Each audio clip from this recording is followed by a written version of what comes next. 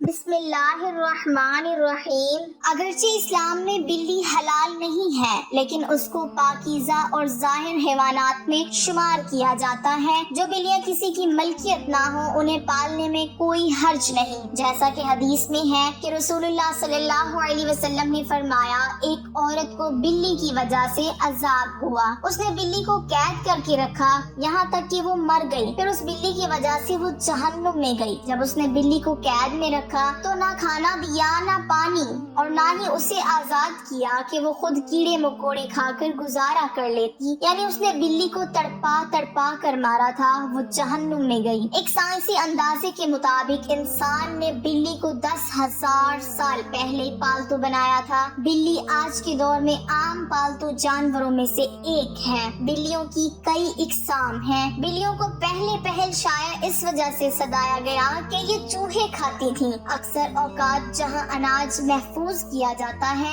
وہاں انہیں پالا جاتا تھا، لیکن بعد ازاں ان کو انسان کے دوست اور پالتو جانوروں کے طور پر بھی پالا جانے لگا۔ پالتو بلیوں کے جسم پر لمبے چھوٹے بال ہوتے ہیں جن کی بنیاد پر ان کی اقسام اور نسلوں کا تعین کیا جاتا ہے۔ حدیث کے مطابق یہ بات ثابت ہے کہ بلی اگر کھانے میں سے کچھ کھا جائے یا پانی پی جائے تو وہ پلید اور ناجائز نہیں ہو جاتی، کیونکہ حدیث مبارکہ ہے کہ ایک عورت نے حضرت عائشہ رضی اللہ تعالی عنہا کو ہراسیہ بیچا تو وہ نماز پڑھ رہی تھی، اس صورت میں ہراسیہ وہیں رکھ دیا، بلی آئی اور آ کر اس سے کھا گئی۔ حضرت عائشہ رضی اللہ تعالی عنہا نے نماز کے بعد اسی جگہ سے ہراسیہ کھایا جہاں سے بلی نے کھایا تھا، اور فرمایا، بلا شک رسول کریم صلی اللہ علیہ وسلم کا فرمان ہے، یہ بلی پلید نہیں بلکہ یہ تو تم پر آنے جانے والیاں ہیں۔ حضرت عائشہ رضی اللہ تعالی عنہا بیان کرتی ہیں، میں نے رسول کریم صلی اللہ علیہ وسلم کو بلی کے بچے ہوئے پانی سے وضو کرتے ہوئے دیکھا ہے۔ جہاں تک گھر میں بلی پالنے کا سوال ہے تو فقہا کا کہنا ہے گھر میں بلی پالی جا سکتی ہے، ایسا کرنے میں کوئی حرج نہیں، کیونکہ بلی نہ ہی موذی جانور ہے اور نہ ہی ناجائز۔ ہر شخص کو معلوم ہے اس میں کوئی نقصان نہیں، بلکہ بلی گھر میں رکھنا فائدے مند ہے۔ یہ گھر میں پیدا ہونے والے کیڑے مکوڑے اور چوہے وغیرہ کھا جاتی ہے۔ ماہرین کے مطابق بلی کے پیار میں اللہ نے ڈپریشن کے مریض کا علاج رکھا ہے۔ اس کے بالوں میں خاص قسم کے بیکٹیریا پائے جاتے ہیں، انسانی جسم میں ڈپریشن کو کم کرنے میں مدد دیتے ہیں۔ چنانچہ پالتو بلی کو اپنے ساتھ لٹا کر بٹھایا اور سلایا جائے، یہ نہ صرف آپ کے دل کو خوش کرے گا بلکہ آپ کو ڈپریشن سے بھی نجات دلائے گا۔ اب ہم آپ کو بلیوں کے بارے میں کچھ مزید معلومات بتاتے ہیں جو ماہرین کے تجربات سامنے آئی۔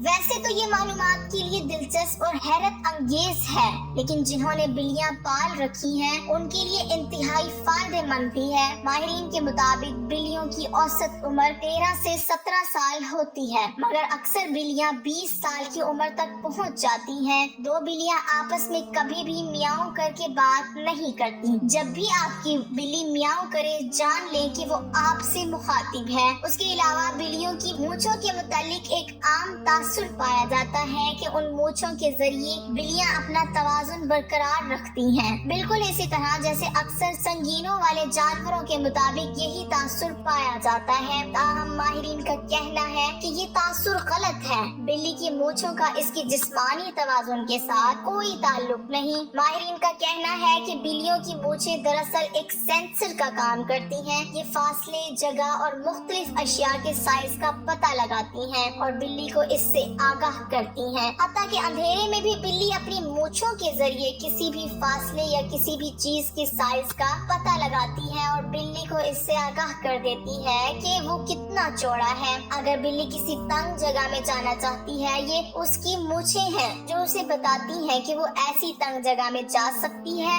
یا نہیں، وہ اندر پھنس تو نہیں جائے گی۔ اب نقصان دینے والی بلیوں کی بات کرتے ہیں کہ ایسی بلیوں کو قتل کرنا جائز ہے کیونکہ یہ تکلیف کا باعث ہے۔ بلی کو کسی بھی صورت ایذا دینا شرعاً جائز نہیں ہے۔ بلی ایک پالتو جانور ہے۔ ہاں، اگر کوئی بلی خون خوار اور گھر کا نقصان کرتی ہے، اسے مارنے کی بجائے پکڑ کر کسی دور دراز علاقے میں چھوڑ دیا جائے تاکہ وہ اپنا ٹھکانہ بدل لے، لیکن اسے قتل کرنے کی اجازت نہیں دی جا سکتی اور نہ ہی اسے ایذا دینے کی۔ عام طور پر بلی کے رونے کو بدشگن مانا جاتا ہے۔ عام طور پر یہ بھی مانا جاتا ہے کہ جب کسی گھر میں بلی روتی ہے تو اس گھر میں فوتگی ہونے والی ہوتی ہے۔ کچھ لوگ یہ بھی کہتے ہیں کہ بلی گھر میں آنے والی روحوں کو دیکھ کر روتی ہے۔ یہاں شاہ شمس تبریز سے ایک واقعہ بیان کرتے ہیں۔ حضرت شاہ شمس تبریز رحمۃ اللہ علیہ سے پوچھا گیا، آپ کہتے ہیں کہ بلی کا رونا انسان کے لیے بہتر نہیں ہوتا، ایسا کیوں ہے؟ آپ نے فرمایا کہ خلقت عالم سے